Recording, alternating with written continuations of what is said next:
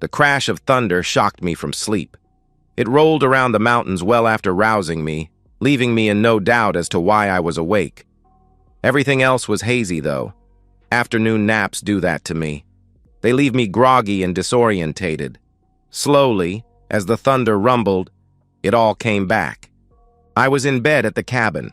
The big lump beside me, Brian, was still snoring. We must have fallen asleep after making love earlier in the afternoon. Well, I say making love, but I use the term loosely.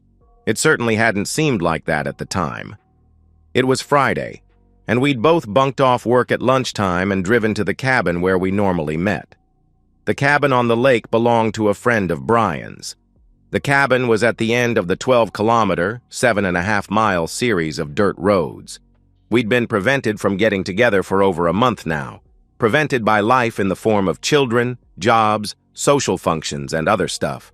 That's why I used the term making love loosely. What actually happened when we arrived at the cabin was Brian grabbing me as soon as I walked through the door, pushing me down and taking control in an intense and forceful way. He held me in place as he moved with urgency, leaving me struggling to keep up. Half the time I was worried about my ability to breathe properly. It was overwhelming and uncomfortable, but mostly it was humiliating. I wanted to be angry with him, but a small part of me, the primal side, felt a strange sense of satisfaction in seeing the intensity of his desire. It was pitch black outside the cottage. Rain, heavy rain, began to lash the tin roof and windows, and I could hear the wind roaring, increasing in velocity in the eucalypts around the lake. In a momentary panic, I grabbed my cell phone and was relieved to see it was only 5:15 p.m. If I woke Brian and denied his inevitable request to go again, took it easy on the slippery dirt roads that would take me to the highway, and then stuck to the speed limit back to town, I would be home a mere hour after my usual time on a Friday. All I had to do was ring my husband and tell him I'd be a little late. Stopping for a drink with the girls always went unquestioned. If he seemed unfazed by my news, well, Brian and I might have time for another round. Who knew when his wife would be out of town again and we'd be able to meet? I stretched out luxuriously under the sheets. Life was good. I had it all. A doting husband whose business acumen was on track to supply us with early retirement and the ability to escape long winters by traveling to Europe, a dream that we both shared.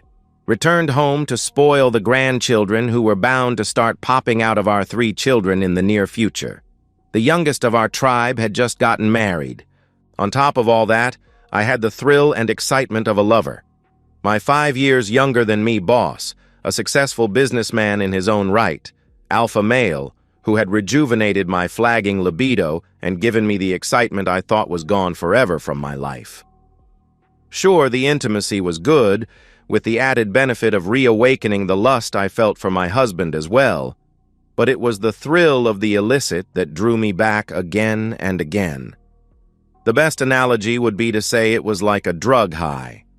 If Brian continued doing what he was told, and we remained extraordinarily cautious, then there was no reason we couldn't keep this up indefinitely. Well, until intimacy with Brian became dull and mundane as well. I thought, not for the first time, that maybe my taking a lover was spurred by Dave's and my impending retirement. Once we were living in each other's pockets and traveling, the opportunities to stray would be almost non-existent. "Focus, girl! Time to ring hubby!" To guard against Brian waking while I was on the phone, I woke him beforehand. Incredible attention to every detail, no matter how small, was how we'd prevented our spouses from finding out about our year-long affair, and continued focus was how we would maintain that. Once Brian was awake and I'd removed all possibility of immediate intimacy, I shushed him while I hit hubby's speed dial number. As it rang, I idly hoped there wouldn't be another clap of thunder. It was possible that the storm hadn't hit our town yet. I decided to minimize the risk by being brief. The home answer phone cut in and, relieved, I started saying I was stopping for a couple of martinis with the girls and would be home around 7 or 8 and to go ahead and eat without me. No sooner had the words left my lips when I heard Dave pick up. What he said was simple and chilling. What about my birthday? Damn. Had I been so distracted by my planning and lusting that I'd forgotten his big day? I'm not a monster. I could easily put myself in his shoes and imagine how I would feel if it was him getting up in the morning and forgetting to wish me many happy returns. Would I think he'd been lazy and had taken me for granted? Or would I think it was deliberate to build up the surprise for something special he'd planned for that evening? The trouble was, I had nothing planned. I'd plumb forgotten. Time to think quickly. Stall his expectation of me being home in 15 minutes. Buy him something on the way, and distract him with a night of love that would leave him smiling for a week. The trouble was that I had a policy of not having love with my husband within 24 hours of being with Brian. Oh well, needs must. Throwing myself on his mercy and decrying my fickle memory, I told him I would be there within the hour. Screw the speed limit, and what was the point of having a fancy SUV if I couldn't push it along a wet dirt road? I yelled at Brian that I was leaving as I scrambled out of bed, threw on my clothes, and sprinted through the near-horizontal rain to my car. Which wouldn't start. The engine turned over fine. It just wouldn't go. The warning light that I recognized as the general engine fault light was glowing orange. I felt my blood pressure elevate by at least 15 points, but a plan quickly formed. I would get Brian to drop me around the corner from home and tell my husband I'd taken an Uber from the bar. I was sure Brian wouldn't mind stopping while I did some gift shopping. I returned to the cabin just as Brian's phone rang. Hearing Brian's side of the conversation, it sounded like his wife was home early from her trip and was wondering where he was. He looked fairly relaxed as he said he had a half-hour's work to finish, so he'd be home in an hour. I hustled him out the door and immediately shivered. It was cold. The temperature had dropped drastically since my arrival at the cabin. As soon as he turned his headlights on, I noticed there was snow mixed in with the freezing rain. It really had turned into a horrible evening. Thank God Brian's car started and he eased onto the narrow gravel strip and headed south. While I waited for the heater to warm the car's interior, I pondered the nagging feeling I'd had since phoning home. I probed it. Then it struck me. Dave had expressed no disappointment or even surprise that I'd forgotten his birthday. Why the hell was that? If the tables were turned, I'd be livid. Despite our increased sexual activity, I knew we'd drifted apart emotionally over the last year or so, but couldn't believe it was as pronounced as all that. If it was, that was a huge breach of security. My research on affairs has shown that one of the biggest clues to infidelity is a sudden emotional withdrawal. All the more reason to rock Dave's socks off when I arrived home. For the second time in half an hour, an enormous crash roused me. Things happened so fast that it took me seconds to unravel them. We were going up a steep section of road with switchbacks where the road doubled back on itself. The wind must have dislodged a dead branch which had smashed Brian's windscreen totally. In a panic, he'd hit the brakes and slid into the bank. That was lucky as there was a drop-off on the other side. Rain poured in the window. Brian yelled that he kept an emergency pack in the trunk containing raincoats among other things. He grabbed a torch from the glove box and went out into the sleet. He was gone over a minute, returning soaking wet with a puzzled look on his face. The whole bag of emergency supplies was gone, apparently. It definitely wasn't there, according to him. How could he miss a bright yellow bag? With no choice, and with considerable anxiety, I sat quietly as Brian gingerly reversed the car out of the ditch. Our only piece of luck thus far was that out it did come. He resumed driving up the switchback. I jumped in the back seat. It wasn't so bad when we were going in one direction. The wind was behind us, but as soon as we turned into the wind, Brian copped the lot. I could see his knuckles on the steering wheel were white from the tension and the cold. I was cold enough in the back. We finally reached the plateau above the switchbacks and headed along flatter, straighter roads. Alas, straight into the wind. We slowed to a crawl. I began to shiver uncontrollably. It must have been about 10 minutes later when I was busy in my head planning. When Brian cursed, the car lurched and then slewed off the road. Luckily, we were only going about 10 kilometers per hour when we hit the tree. Brian's foray outside revealed we'd lost a front wheel and the studs were sheared off. We weren't going any further in that car. Not for the first time, my anxiety escalated, and I began worrying about my physical as well as my emotional safety. All I had on was my work uniform consisting of a straight-legged skirt, pantyhose, a thin blouse, and a jacket designed for looks rather than warmth. It would keep me from getting soaked to the skin for about 10 seconds in this weather. Brian was worse off than me. He was already soaked. While we discussed what to do, he kept the engine running with the heater on full bore. We debated options. Both our cell phones were useless. Normally, there was 1 bar of signal at the cabin, but between there and the highway was a blind spot. Brian estimated we were about 7 kilometers from the cabin and about 5 from the highway. That meant we were about 2 kilometers from where another dirt road forked off. We could expect 0 cars to be coming to the isolated lake on this section of the road tonight. But the joining road should be busier. At worst, we could keep going to the highway and flag someone down. Brian looked at the dashboard. The good news was that we had enough fuel to keep the heater going all night. The bad news was that the engine temperature warning light had just come on. Brian guessed the tree we'd slid into had punctured the radiator. In his opinion, the engine would overheat and seize in less than 15 minutes. A walk was in our future, and rather than risk our body temperatures cooling while we waited for the inevitable, we decided to start walking now. I thought of lambasting Brian for the shoddy maintenance of his car and his driving skills. Dave would never have lost control after losing a wheel at that speed, but limited myself to glaring at him. Muttering about Friday the 13th, he opened his door again, and I followed him outside.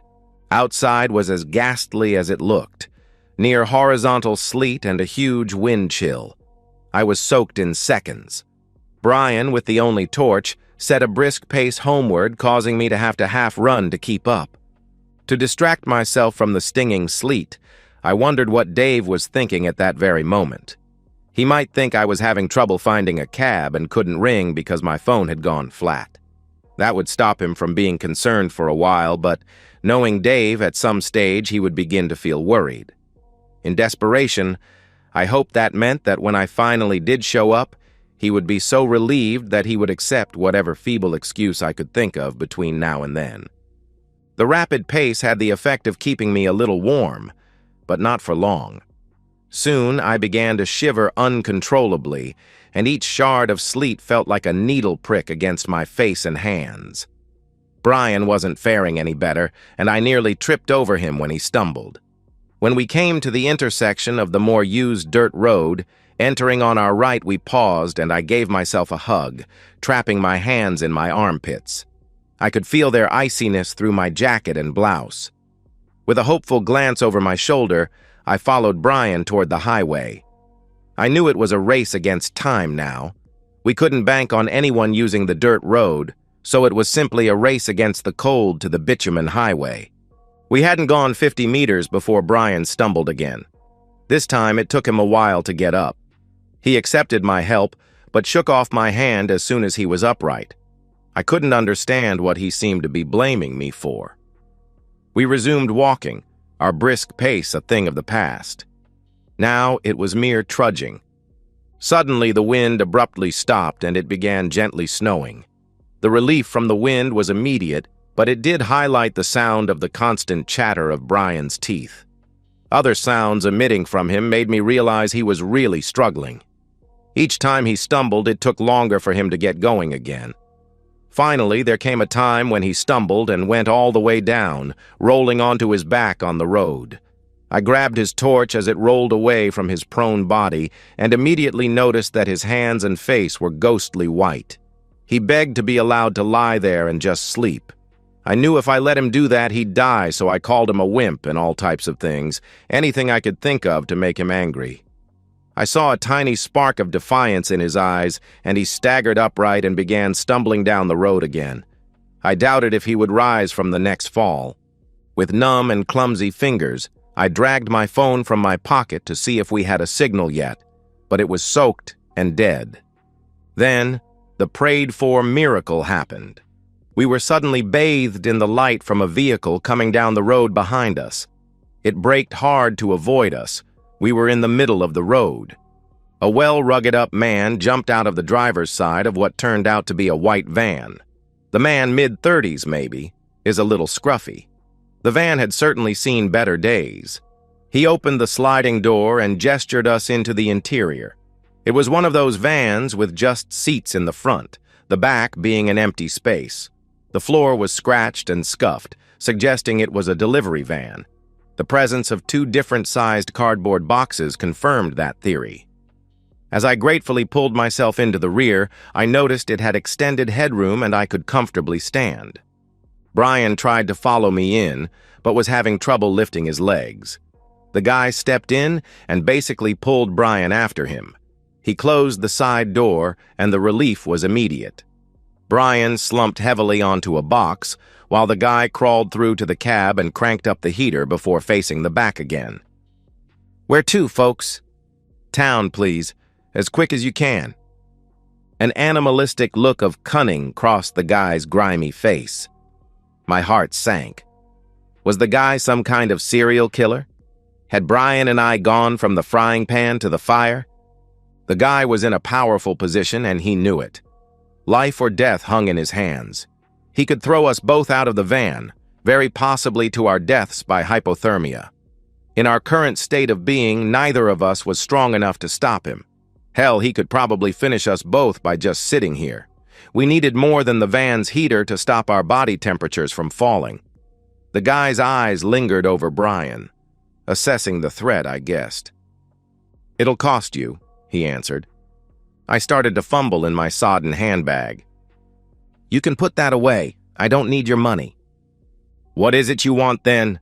The last was said in a voice through chattering teeth. With his beady eyes fixed on Brian, Scruffy smirked and said, "I have a price for your ride." I suppose he thought Brian and I were man and wife. Keeping an eye on Brian guarded against him leaping to my defense. Brian's eyes flashed, but he continued full-body shivering, and his face still had the sickly pale pallor I'd seen in the torchlight. I idly wondered how far he'd go to defend my honor. That question was silently answered when he focused pleading eyes on me. We both knew that I might survive a delay getting into a warm bath, but he probably wouldn't. Nevertheless, what his silent plea was asking me to do caused me to lose whatever respect I still had for him. It transformed into an equal amount of contempt and hate. Damn him. I'd call our savior's bluff. I turned to the slime ball. "You disgusting excuse for a man. I'd rather die than have any part of you near me. Even if you force me, you'll have to murder us to stop my husband from hunting you down and killing you afterwards." The slime ball turned a strange look toward me. It was part sneer, part amusement, with a tinge of disgust thrown in. "I wasn't talking to you," he replied. 5 simple words, and the game had totally changed. It took Brian many more seconds than me to realize what was happening, but when he did, incredibly, his face turned paler. Soon the random movement of his shivering turned into distinct shakes of his head, which we all knew was the only defense he could mount if push came to shove. A sudden wave of hatred overcame me. This was all Brian's fault. If he hadn't crashed the stupid car, I would have arrived home, damp, 2 hours ago.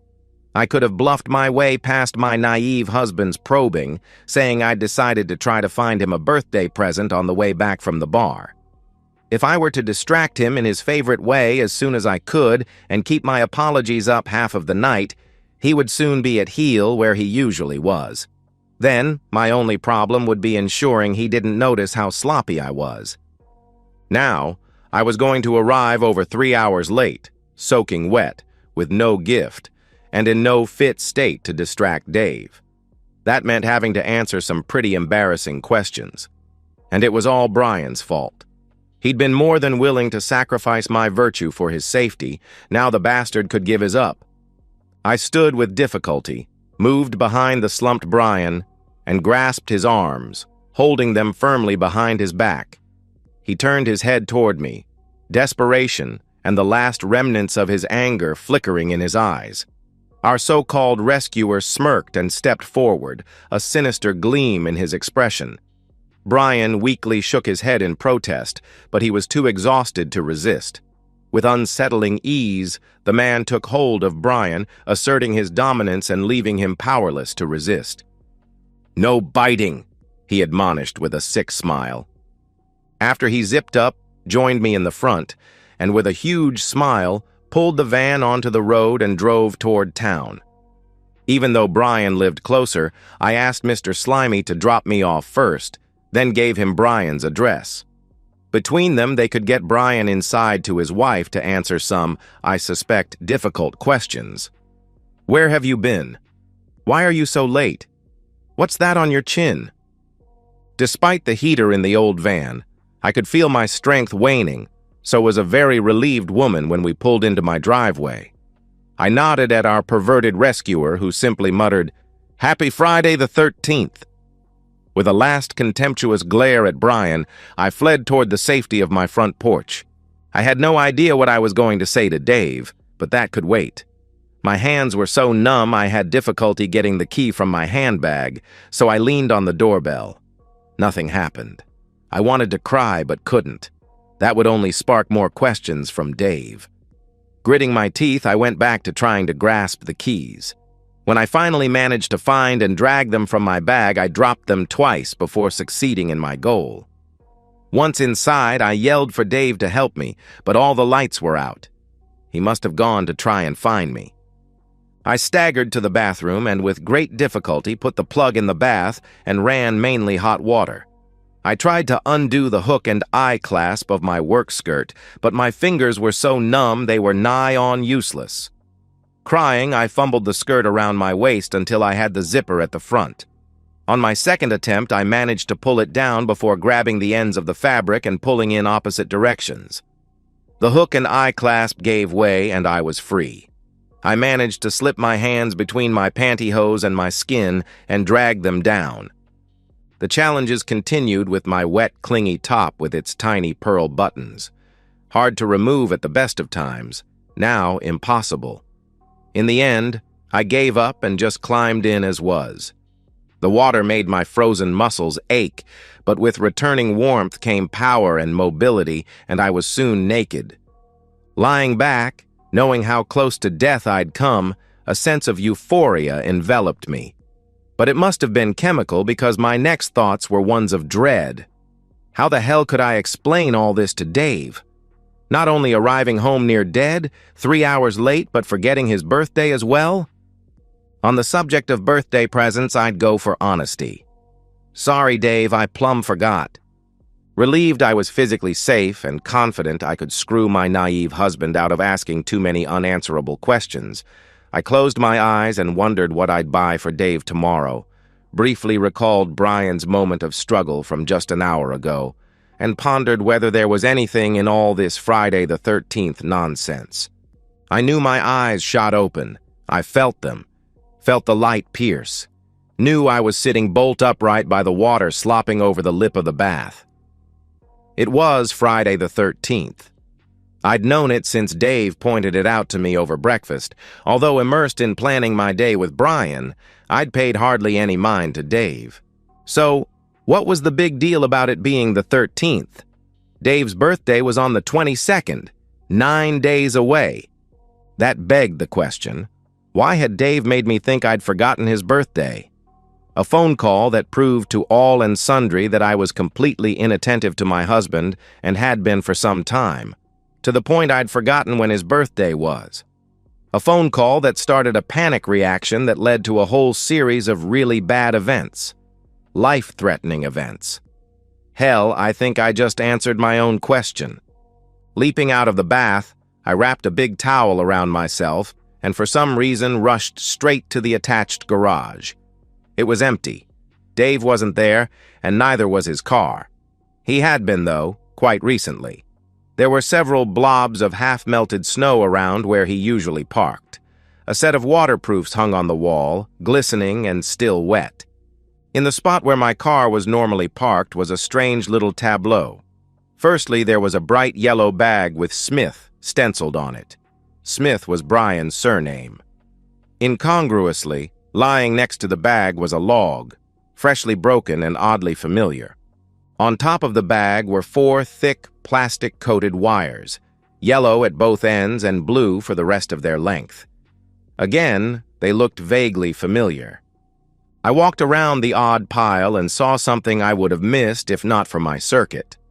It was a small ceramic bowl, and there was something in it. Arranged in a circle around the bowl were 3-wheel nuts. Picking the bowl up, I saw it contained Dave's wedding ring. The bowl itself was chillingly familiar. It was the twin of the one that sat on my desk at work. An aunt of mine had given the set to us as a wedding gift all those years ago. The one before me had resided in a cupboard here at home. The other, the one at work, I used for exactly 2 things. One harmless, the other chilling. Usually it held my car keys after I arrived at work. For the last year, however, it had been used for another purpose. It commonly held my engagement and wedding rings. Somehow, the thought of being with my lover while wearing my wedding rings just seemed wrong. Maybe it was as simple as me feeling like I wasn't married when I took them off. I now knew what the expression, blood turning to ice in your veins, was all about. Wave after wave of chills reinvaded my recently warmed body. Memories of a time, approximately 6 weeks prior, when I'd returned from an afternoon tryst with Brian to be told by the receptionist that my husband had called in at lunchtime and waited in my office for a few minutes before leaving without a word. The fact he'd seen my rings was evidenced by the sight of his wedding ring in an identical bowl on our garage floor.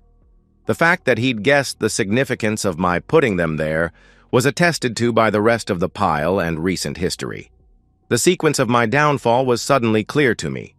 The discovery that I'd left the office at lunchtime with my boss but had left my rings behind would have aroused pretty strong suspicions in my trusting but not stupid husband. My best guess was that Dave had probably then installed a find-a-phone app on my cell. If it wasn't a sodden hunk of scrap, I could probably prove that theory. I'd been extraordinarily careful not to use any kind of electronic means of communication with Brian. I knew Dave discovering my affair would both devastate him and end my marriage, which would, in turn, devastate me. I'd considered leaving my phone along with my rings when going out with Brian, but didn't. It seemed like phones were a part of you these days, and, besides, considering the roads to the cabin, what if I'd gotten a flat tire? I could imagine Dave remotely following me to the cabin on the lake and seeing Brian's car. Part of our security arrangement was that we never left the office together. After more than 25 years together, I could almost feel how crushed Dave must have felt at that. His emergency trip away a month and a half ago suddenly took on a whole new connotation. Then would have come the watching of my every move. Following Brian and me to the cabin after lunch today, looking at the sky and maybe the weather forecast. Had he seen the storm as the gods blessing his intended actions? Using that highly intelligent brain of his and a lifetime with me to predict the future and how I would respond to a fabricated, stressful situation. Opening 2 cars that Brian and I had felt secure enough to leave unlocked. The removal of the bright yellow emergency bag from Brian's car and the vital wires from mine. Oh yes, I recognized them now from when Dave showed me how to check the oil and water in my car. I think he called them spark plug leads. Removing the wheel nuts from one of Brian's wheels, maybe loosening the remaining ones. Then waiting for the inevitable phone call from me, coming up with a vaguely plausible reason to put me into a panic. The idea that I'd forgotten his birthday. Driving ahead of us on our panicked return journey and stopping above one of the switchback corners. Throwing the heavy log from above to smash through the windscreen of the crawling car. Having a spare in case the first one failed. We could have been killed. Had he thought of that? Had he wanted that? Then what? Coming home to move out? Or was he already packed before he followed me? For as sure as I was that the sun would rise on the morrow, I knew he was gone and we were finished. I would need to find someone else to travel Europe with. It wouldn't be Dave in the gondola in Venice with me, dipping his hand in the Trevi fountain, or reassuring me as we took in the dizzying view from the top of the Eiffel Tower. I knew devastation would come soon, and I used the calm before the storm to hope like hell that Dave, out of respect for all our good years together, would leave me comfortably well off in the divorce, would not be vindictive in the separation, would leave me some dignity by being vague when telling the children why we were no longer together. All these were possible, but then it struck me. My husband, the one who had sworn to honor and protect me, did not give a damn if I lived or died. Some of his actions earlier, whether the explosive destruction of Brian's windscreen losing a wheel on a narrow road with near vertical edges in places, or being stuck in a blizzard, could have caused my death.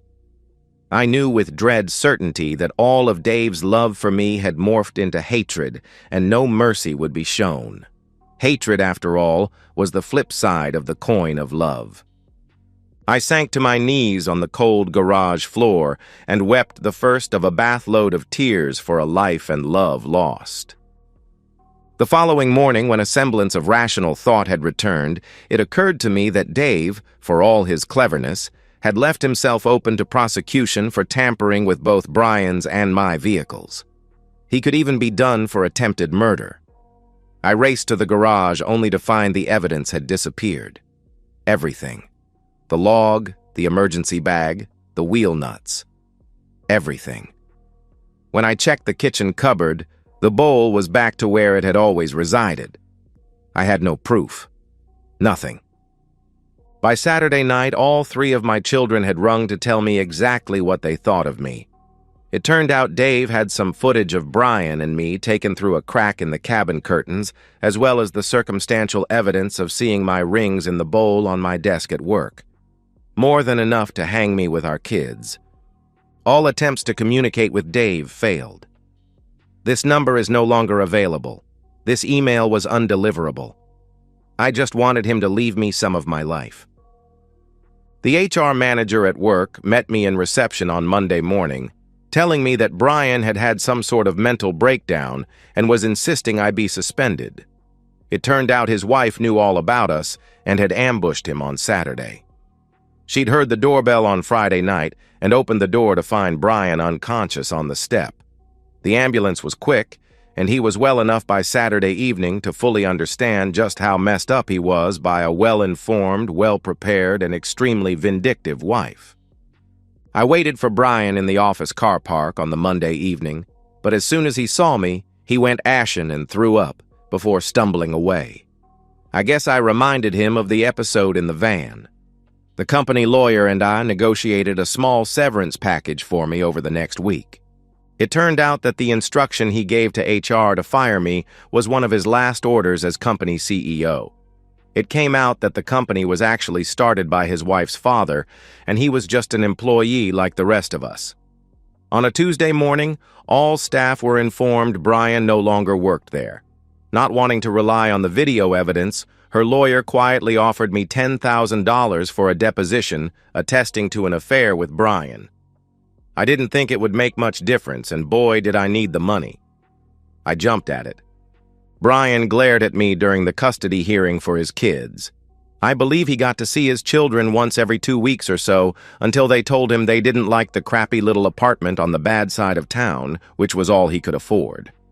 I was totally unsurprised when my phone call to Dave's company revealed he'd sold it the previous week, rumor had it, for $15 million.